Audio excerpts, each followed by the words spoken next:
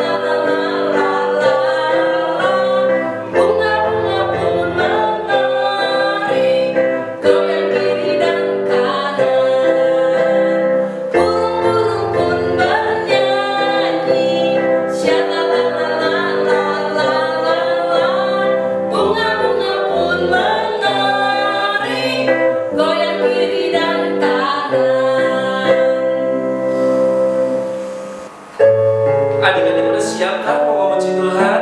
Yuk kita mau mulai ibadah kita sama pagi hari ini. Kita mau angkat satu pujian bukan dengan kekuatan.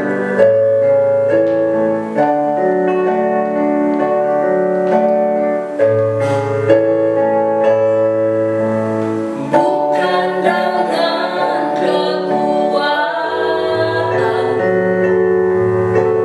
ku dapat jalani hidupku.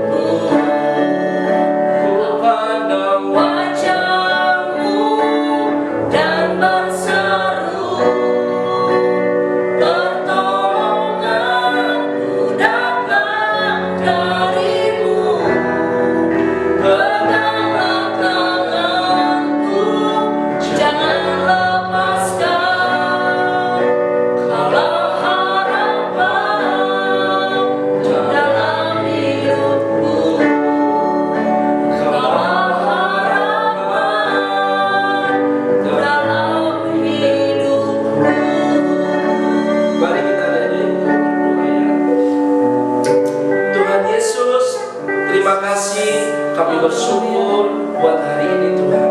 Kami bisa kembali berkumpul di dalam ibadah online. Kami percaya meskipun tidak bertemu dengan adik-adik dan kami semua, kami percaya Tuhan hadir. Tuhan memberkati setiap kami semua. Kami berdoa Tuhan kalau ada adik-adik yang sakit, Tuhan sembuhkan supaya adik-adik juga bisa mengikuti ibadah ini dengan sukacita. Juga diberkati buat orang tua Tuhan, buat oma opa semua yang mendampingi adik-adik yang masih kecil. Tuhan berkati kami semua. Terima kasih Tuhan. Kami mau mulai ibadah kami pagi hari ini dalam nama Yesus. Haleluya. Amin. Adik-adik masih semangat ya memuji Tuhan? Semangat dong. Masih sukacita kan? Amin. Haleluya. Nah, saat ini kita akan naikkan pujian kita. Yesus disalib karena cinta saya. Yuk, kata Kalis, kita nyanyi bareng adik-adik.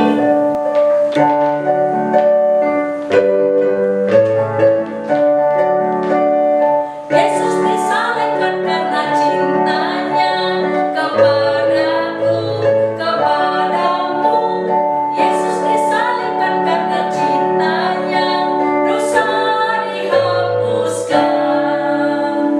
Yesus disalibkan karena cintanya kepadaku, kepadamu. Yesus disalibkan karena cintanya, dosa dihapuskan. Yesus disalibkan karena cintanya kepadaku, kepadamu. Yesus disalibkan karena cintanya, dosa dihapuskan. Dosa dihapuskan. Amin. Adik-adik, kita sudah memuji, memuliakan nama Tuhan. Yuk sama-sama kita mau bangkit berdiri. Yuk kita mau siapkan hati kita. Kita mau naikkan pujian, Engkaulah kekuatanku. Yuk siapkan hati kita, kedengaran kita, memuji Tuhan, mendengarkan firman Tuhan.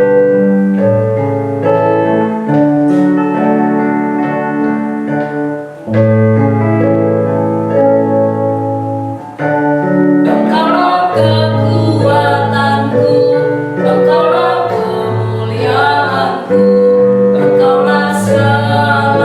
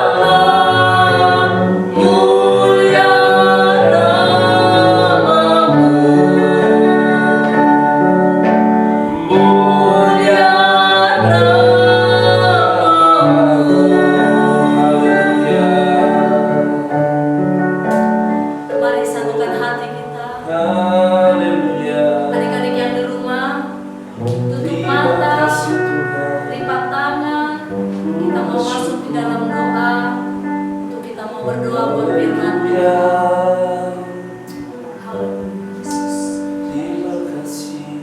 Bapa di surga, kami mengucap syukur Tuhan kalau di acara ini Tuhan, saat ini kami mau mendengarkan firman-Mu. Ya, Tuhan Yesus. Tuhan Yesus, kami mau siapkan hati kami, pikiran kami, telinga kami untuk kebenaran firman-Mu. Baik adik-adik yang ada di rumah Tuhan, kami mau siapkan hati kami juga Bapa untuk mendengarkan firman Tuhan. Tuhan Yesus, mari Engkau memberkati hamba-Mu yang akan melayani kami di dalam firman-Mu. Bekerjalah Engkau Tuhan, dan kami percaya Engkau berbicara lewat hamba-Mu Tuhan saat pagi hari ini. Terima kasih Tuhan, kami sambut firman-Mu di dalam satu nama Tuhan Yesus Juru Selamat kami. Semua yang percaya katakan amin. Halo adik-adik sekolah minggu, selamat bertemu kembali di acara untuk ibadah live streaming. Om Chandra sangat senang sekali hari ini bisa berjumpa dengan adik sekolah minggu. Sudah lebih dari 5-6 bulan ya tidak berjumpa karena selalu kita harus jaga jarak karena masalah ada virus COVID-19 ini yang menyebabkan seluruh dunia, menyebabkan sangat kewalahan. Tetapi yang paling pasti kita selalu berada di dalam kasih Tuhan dan Tuhan selalu akan lindungi. Puji Tuhan. Hari ini adalah kita bersyukur senantiasa kepada Tuhan Yesus Kristus karena Tuhan selalu beserta dengan kita. Di mana adik-adik berada, Tuhan selalu akan menyertai. Maka, puji Tuhan bahwa senantiasa topik firman Tuhan pada siang hari ini adalah tentang salib, yaitu salib Kristus. Om Chandra membawa ada balok kayu seperti ini, ya, ada 2 balok kayu. Salib adalah terdiri dari 2 balok kayu yang seperti demikian. Salib Kristus. Bagaimana salib ini menjadi satu kebenaran firman? Kalau pada zaman dahulu, bahwa salib ini adalah dipakai untuk sebagai alat untuk penghukuman atau orang-orang yang berdosa, maka harus disalibkan di sini. Salib sebagai tanda simbol keagamaan bagi orang-orang pengikut Kristus, dan salib adalah mendadakan untuk kelompok-kelompok orang yang percaya kepada Tuhan Yesus Kristus. Maka sering orang-orang memakai tanda salib. Bahwa salib itu sebagai ada yang dipakai untuk aksesoris, seperti mungkin dipakai kalung, ada yang dipakai untuk hiasan di rumah, ya, atau juga ada yang orang juga pakai tato salib, ya. Padahal orangnya belum tentu orang percaya kepada Tuhan. Adik-adik, pengertian salib Kristus adalah sebagai bukti kasih yang sangat dalam dari seorang sahabat yang sejati, yaitu Yesus Kristus yang telah mati di kayu salib, penebus dosa umat manusia.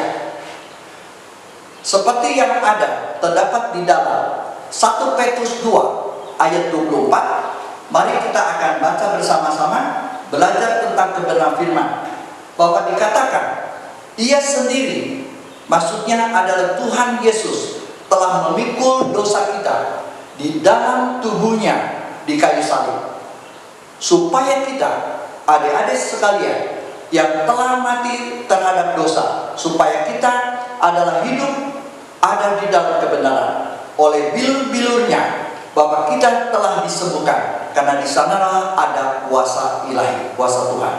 Salib terbuat dari 2 balok kayu yang seperti tadi dikatakan adalah yang melintang horizontal seperti ini, ya, menyamping, dan salib terdiri dari kayu yang dari atas ke bawah. Itu adalah menandakan salib, simbol palang atau tanda cross ini adalah seperti tanda tambah atau tanda kali. Kalau kita berada di dalam kehidupan, kita selalu ada di dalam kasih Kristus, ada di dalam salib Kristus, maka hidup kita selalu ada di dalam kebenaran. hidup kita selalu ada ditambah-tambahkan. Jangan khawatir dan jangan pernah kita merasa Tuhan tidak akan selalu tolong. Nah, bahwa balok kayu yang melintang itu adalah seperti ini, adalah sebagai penghubung. Di mana pada awal mulanya manusia yang berdosa itu adalah karena telah melakukan dosa, bahwa manusia yang berdosa terpisahkan oleh jurang. Ya, tetapi melalui satu kayu ini, di mana Yesus Kristus telah disalibkan, adalah yang telah menyelamatkan umat manusia sebagai penebusan melalui salib Kristus, mendapatkan kasih karunia pihak Tuhan, maka semua umat manusia telah diselamatkan. Jadi, bagaimana kita semua belajar akan kebenaran firman Tuhan itu, arti dan makna salib Kristus di dalam kehidupan kita, khususnya kita adik-adik sekolah minggu, belajar mengerti bahwa salib itu bukan hanya sebagai simbol atau hiasan, tetapi memaknai kehidupan kekristenan kita, beriman kepada Kristus. Bahwa pertama, bahwa salib Kristus itu adalah suatu hal di mana terdiri dari 3 di dalam satu, atau yang biasa disebut dengan Trinitas atau Tritunggal. Bahwa di dalam salib ini, seperti yang biasa di sini, dari atas adalah Allah Bapa, Putra, dan Roh Kudus. Bahwa senantiasa di dalam segitiga di sini ada terjadi satu palang salib, di mana sebagai adalah kebenaran firman Tuhan, Allah Bapa, Putra, dan Roh Kudus. Ini tidak bisa dipisah-pisahkan, adalah senantiasa kita tidak hanya percaya cukup dengan kepada Yesus Kristus, tidak percaya kepada Allah Bapa. Bahwa di dalam Tritunggal salib ini adalah kita harus percaya tiga-tiganya ada, yaitu Allah Bapa, Putra, Yesus Kristus, dan Roh Kudus. Dan tiga ada di dalam satu. Saling menyatakan Trinitas adalah Allah Bapa mengutus anak, yaitu Yesus Kristus ke dunia untuk menyelamatkan umat manusia yang berdosa. Seperti yang terdapat di dalam Yohanes 3 ayat 16. Itu adalah ayat yang menjadikan ayat hafalan kita semuanya. Dikatakan, karena begitu besar kasih Allah akan dunia ini, sehingga Ia telah mengaruniakan anaknya yang tunggal, supaya setiap orang yang percaya kepadanya tidak binasa, melainkan akan beroleh hidup kekal. Itu adalah kebenaran firman Tuhan yang harus kita mengerti, bahwa di dalam kasih Tuhan, bahwa Allah begitu besar kasihnya, Dia mengorbankan atau mengaruniakan anaknya yang tunggal, yaitu Yesus Kristus, datang ke dunia, di mana pada akhirnya Bapa Putra atau Yesus Kristus adalah akan sangat tahu dan taat kepada Bapa, dan Roh Kudus sebagai penolong adalah karya penebusan kepada orang-orang yang percaya, kepada pengikut Kristus. Roh Kudus wujud dari Allah Bapa, Putra, Yesus Kristus ada bersama-sama. Maka dengan demikian adik-adik, bahwa salib adalah lambang kasih karunia, seperti yang terdapat di dalam 1 Yohanes 4 ayat 20 dan 21. Mari kita akan buka dan membaca di dalam firman Tuhan. Adik-adik bisa baca bersama-sama. Semua sudah siap dengan Alkitab dan dengan Alkitab yang ada di handphone? Oke. 1 Yohanes 4 ayat 20 dan 21. Dikatakan demikian, jikalau seorang berkata, aku mengasihi Allah, dan ia membenci saudaranya, maka ia adalah pendusta. Karena barang siapa tidak mengasihi saudaranya yang dilihatnya, tidak mungkin mengasihi Allah yang tidak kelihatan. Dan perintah ini kita terima dari Dia, barang siapa mengasihi Allah, ia harus juga mengasihi saudaranya. Jadi seperti salib tadi, ada yang melintang horizontal, adalah itu menandakan bahwa kehidupan kita yang percaya kepada Kristus, bahwa hubungan antara sesama manusia dengan saudara-saudara kita harus baik. Tidak mungkin kita akan mengasihi kepada Allah kalau kita tidak akur atau membenci kepada sesama, atau kepada teman, atau kepada saudara. Nah, yang salib yang bagian dari atas ini adalah di mana hubungan kita manusia yaitu kepada Tuhan. Ke atas kita selalu sumbernya adalah Tuhan Yesus Kristus Allah Bapa yang senantiasa dari atas yang turun ke dunia yaitu ke bawah di sini. Nah, jadi dengan demikian adik-adik, bahwa hubungan kita senantiasa seperti yang terdapat di dalam 1 Korintus 2 ayat 2, bahwa Yesus rela disalibkan. Demikian firman Tuhan dikatakan, bahwa sebab aku telah mengutus untuk tidak mengetahui apa-apa di antara kamu selain Yesus Kristus, yaitu Dia yang telah disalibkan.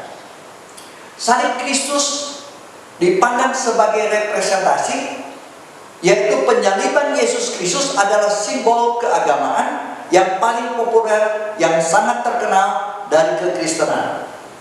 Di dalam Kolose 1 ayat 14, Bapak dikatakan, di dalam Dia, di dalam Kristus, kita memiliki penebusan, yaitu pengampunan dosa.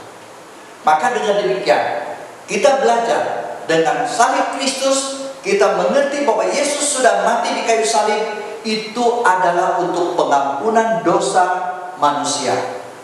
Maka dengan demikian, Yesus Kristus mati di kayu salib bukan karena keterpaksaan atau bukan karena kebodohan, melainkan adalah karena ketaatan sebagai anak kepada Bapa, yaitu untuk menyatakan satu, kebenaran firman Tuhan, kedua, kesetiaan atau taat melakukan, dan yang ketiga adalah kuasa Allah.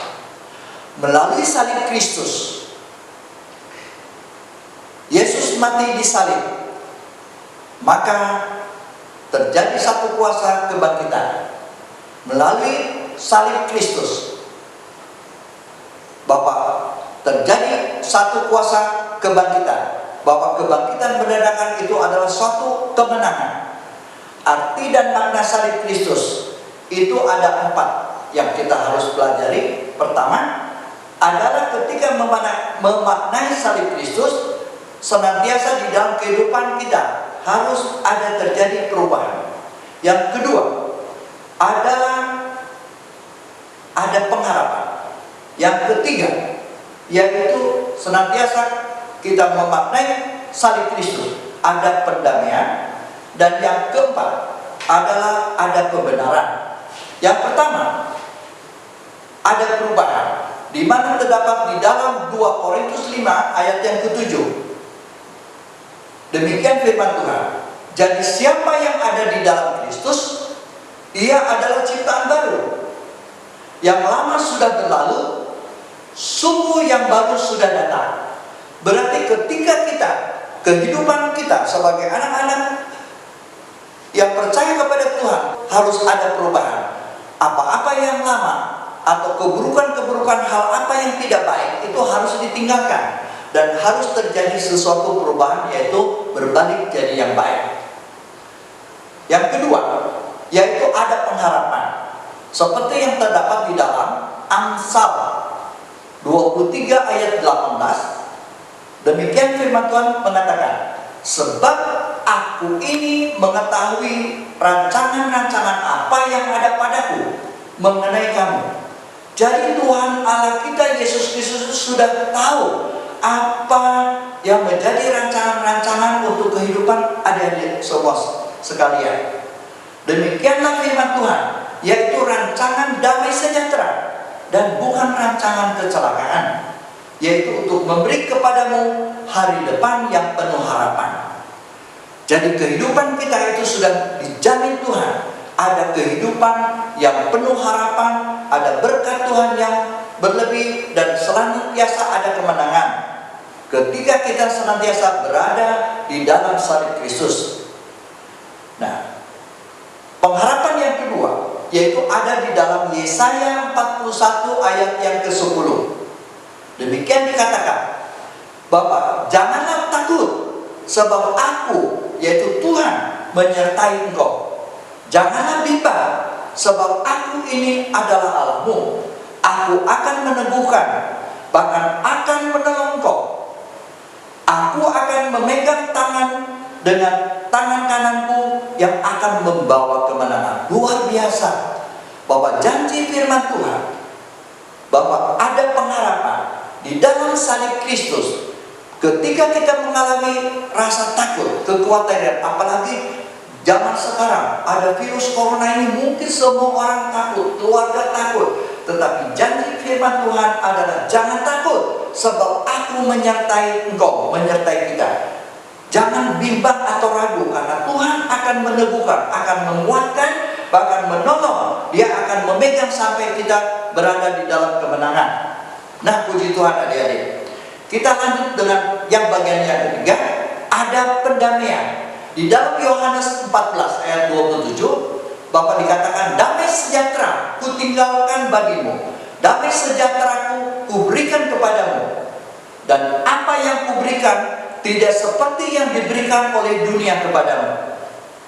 Yohanes 16 ayat 33 adalah pendamaian salib Kristus. Semuanya itu kukatakan kepadamu, supaya kamu beroleh damai sejahtera di dalam aku, maksudnya di dalam Tuhan.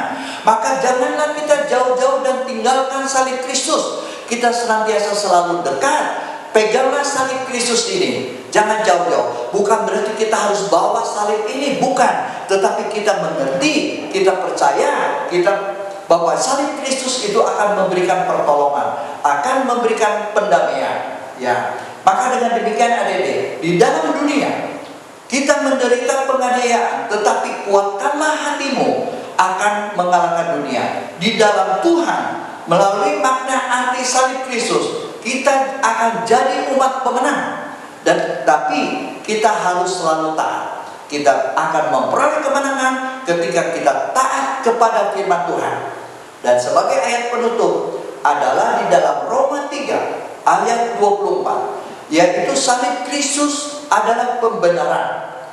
Dikatakan, dan oleh kasih karunia telah dibenarkan dengan cuma-cuma karena penebusan di dalam Kristus Yesus.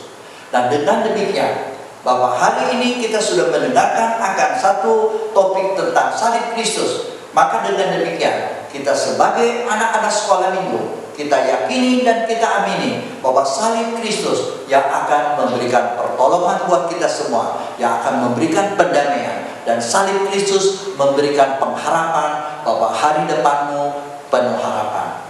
Demikian kiranya firman Tuhan yang singkat ini akan memberkati kita semuanya. Puji Tuhan. Mari kita akan tundukkan kepala kita bersama-sama, hormat akan hadirat Tuhan bersama-sama dengan kita. Mari kita berdoa.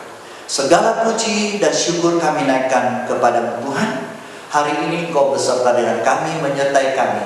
Bapak, kami berterima kasih, bersyukur kepada Tuhan, sekalipun kami dalam kesusahan, di dalam keberadaan situasi yang saat ini virus COVID ini menyertai ada di sekitar kita. Tetapi kami imani Tuhan, Engkau akan menjauhkan itu virus, dan Engkau senantiasa akan menjaga kami, dan Engkau akan memberkati kami semua. Berkatilah anak-anak sekolah minggu di mana mereka berada Tuhan. Mereka kiranya Tuhan Engkau akan jaga, Engkau akan lindungi. Diberikan damai sejahtera, sukacita hanya di dalam nama Allah Bapa, Putra dan Roh Kudus. Diberkatilah kita semua yang mendengarkan firman Tuhan. Haleluya, amin.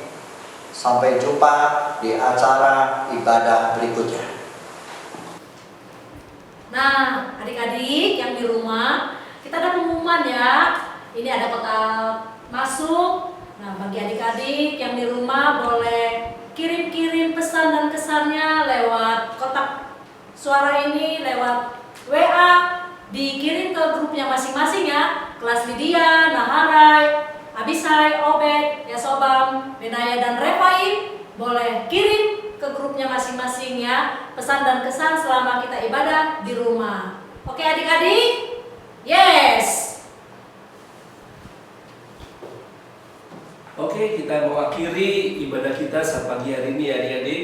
Yuk kita lipat tangan kita mau pejamkan mata, kita mau akhiri, kita mau berdoa. Tuhan Yesus, terima kasih, kami bersyukur buat ibadah pada pagi hari ini. Kami beserta anak-anak yang ada di rumah, tentunya buat orang tua yang setia mendampingi anak-anak yang ada di rumah, kiranya Tuhan memberkati kami semua, sehingga pada pertemuan mendatang kami bisa lebih lagi bersukacita di dalam Engkau. Semuanya kami perbuat untuk memuliakan nama-Mu. Terima kasih buat kami semua yang sudah melayani Tuhan di dalam musik, firman Tuhan, dan juga adik-adik. Kami semua kami serahkan ke dalam tangan-Mu Tuhan. Tuhan memberkati, di dalam nama Tuhan Yesus kami berdoa. Haleluya. Amin. Dadah.